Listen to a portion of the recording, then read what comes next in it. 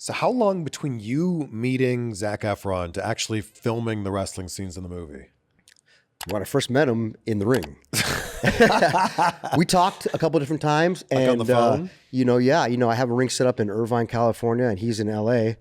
So he first didn't want to come down. I started driving down because I have a very private area. It's not like, because LA is so expensive, it's so hard to have a great training facility if that's not in like a barrio or like the there really the are projects, I think other than Rikishi's school in the Valley. But still, that's awesome school, but it's not in a super safe and it's area. also not technically in LA. Right, exactly. So, it's really expensive to do that. So, there's not a lot of great places to train that are private. It's one thing if you're going to a school, but look, if I'm going to shut down the whole school because I have an A-list actor in my place, well, that's what I have in Irvine. Mm-hmm. Super secluded, very, very nice. There's no issues. I could have whoever that I could have The Rock in there, or, the number A-list, any A-list actor I could have in there, and it's super nice for them. Very clean, great facility, and super private. So that's kind of what we did. And he first didn't want to drive down, but then once he came down once, he's like, okay, this is our place, 100%. So he was driving an hour. Usually it's me driving up an hour, to a facility that we can train people at, but because I'm in Orange County, like as you are. I am also in Orange County. But he was coming down, and it was just, we had great sessions, man. We probably worked maybe 10 sessions of just getting him in the ring at first and get him, even before we really had the script, like the final script, like just get them familiar with the ring and what we do. And I always I kind of train them like getting a child into the ocean. You have to show them, hey, this is fun, but also these waves can kill you. You have to have respect for that. You have to, know your place. And the same thing with being in a wrestling ring, as you've been in, it's very dangerous. People think, oh, it's a trampoline, and it's really not.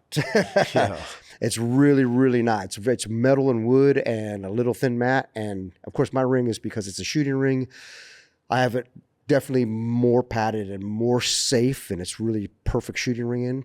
But I had to kind of show the actors, like, okay, guys, you have to respect this, but let's get to work. So how different would it be if Zac was training to be a pro wrestler versus training to play a pro wrestler in a movie? How different is your training?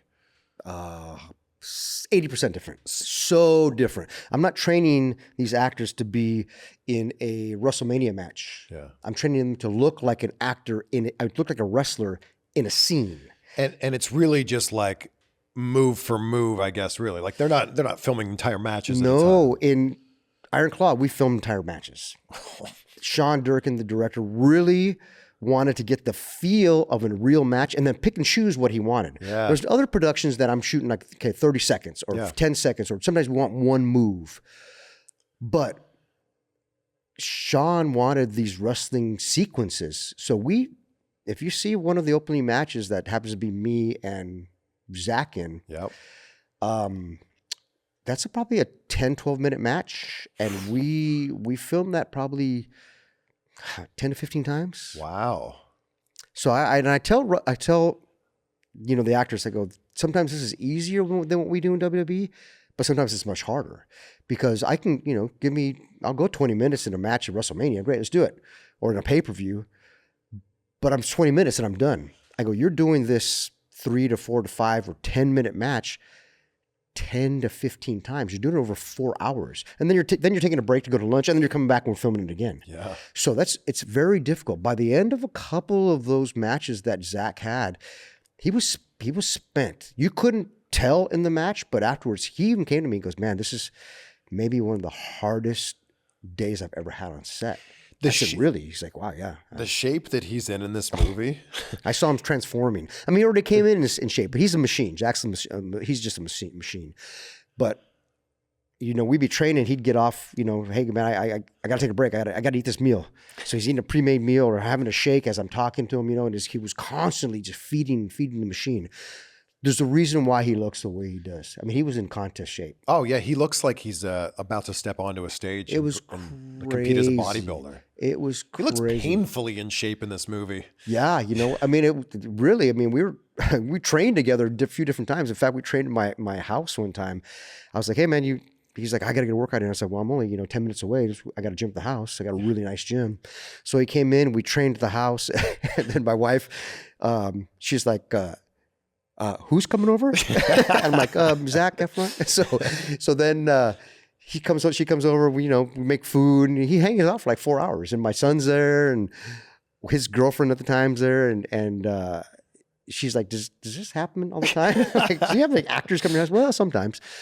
But then, I have a 1963 SS Impala convertible that's out in front that was the first car that me and Eddie ever went on TV with. Wow. That John Cena previously owned after that and gifted it to me after Eddie died. Wow. Yeah, it's pretty cool. Since then, I've had a complete redone frame off restoration and stuff. But Zach saw it and was like, oh my God, this is amazing. So you want to go for a ride? He's like, yeah. So we went for a ride around the block, and I got a pumping stereo in it. I'm like cruising up and down the block a little bit, like pump the stereo. Well, as I go up this cul-de-sac and I come back down, well, one of my neighbors comes out. They go, hey, no one pumps around here like Chavo. And they're like, hey, what's up? What's going on?